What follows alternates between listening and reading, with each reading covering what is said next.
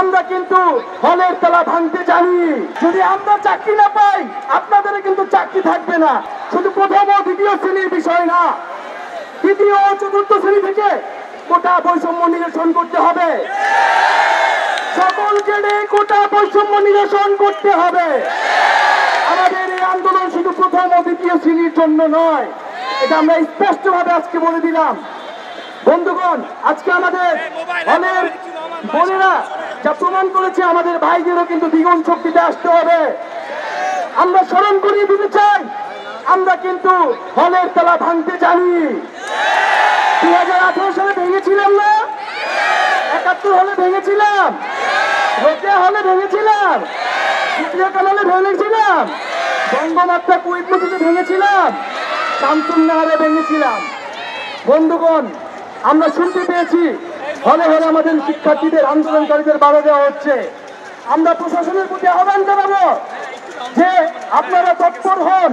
যদি শিক্ষার্থীদের বাধা দেওয়া হয় এর জবাব কিন্তু আপনাদের দিতে হবে।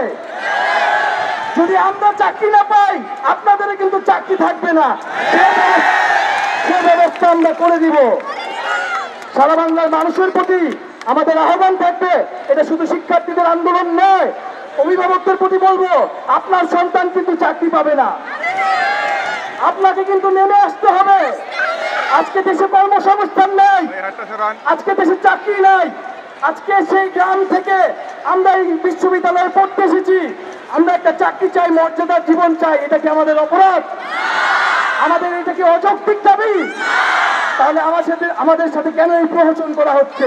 নগদের কাছে সব গ্রাহকই প্রিয়, তাই তো সারা দেশে ক্যাশ আউট চার্জ সবচেয়ে কম। বন্ধুগণ, আমি অভিভাবকদের প্রতি, আমাদের শিক্ষকদের প্রতি উদ্যত আহ্বান জানাবো, আপনারা এই শাহবাগ মোড়ে আমাদের আন্দোলনের সাথে সংহতি জানাতে আসবেন। আমি আশা করব আমাদের দ্রুত সময়ের মধ্যে শিক্ষকরা আমাদের সাথে সংহতি জানাবেন। আমাদের মাননীয় ভিসি স্যার, আমাদের শিক্ষক সমিতি গত আন্দোলনের সময় কিন্তু আমাদের সাথে সংহতি জানিয়েছিলেন। আগামীকাল বিকাল 3টা থেকে বাংলা ব্লকের কর্মসূচি ঘোষণা করা হলো। শুধু শাহবাগ মনে নয়, ঢাকা শহরের শাহবাগ, সাইসলেট, চানখারপুল, নীলক্ষেত, মতিঝিল, প্রতিটি পয়েন্টে পয়েন্টে কলেজ এবং বিশ্ববিদ্যালয়ের শিক্ষার্থীরা নেমে আসবেন এবং বাংলা পকেট কর্মসূচিকে সফল করবেন। এবং যারা ঢাকার বাইরে শিক্ষার্থীরা আসেন তারা জেলায় জেলায়, বিশ্ববিদ্যালয়ে মহাসড়কগুলো অবরোধ করবেন।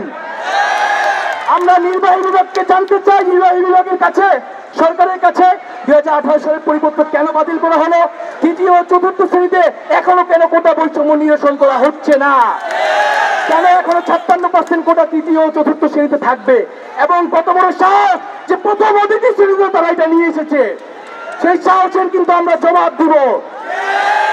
বন্ধুগণ, আপনাদেরকে এবং আমাদেরকে আন্দোলনের যে স্পিরিট, সেই স্পিরিট কিন্তু ধরে রাখতে হবে। আমাদের যে ছাত্র ধর্মঘট এবং ক্লাস পরীক্ষা বর্জন কর্মসূচি আপনারা দেখেছেন, অলরেডি অনলাইনে কিন্তু স্বতঃস্ফূর্তভাবে বিভিন্ন বিশ্ববিদ্যালয়ের বিভিন্ন বিভাগের শিক্ষার্থীরা স্বতঃস্ফূর্তভাবে একাত্মতা প্রকাশ করেছে। শিক্ষকদের আন্দোলন বন্ধ হয়ে যাবে, আমাদের আন্দোলন কিন্তু বন্ধ হবে না। শিক্ষকরা ক্লাসে ফিরে গেলেও আমাদের দাবি আদায় না হওয়া পর্যন্ত কিন্তু আমরা ক্লাসে ফিরে যাব না।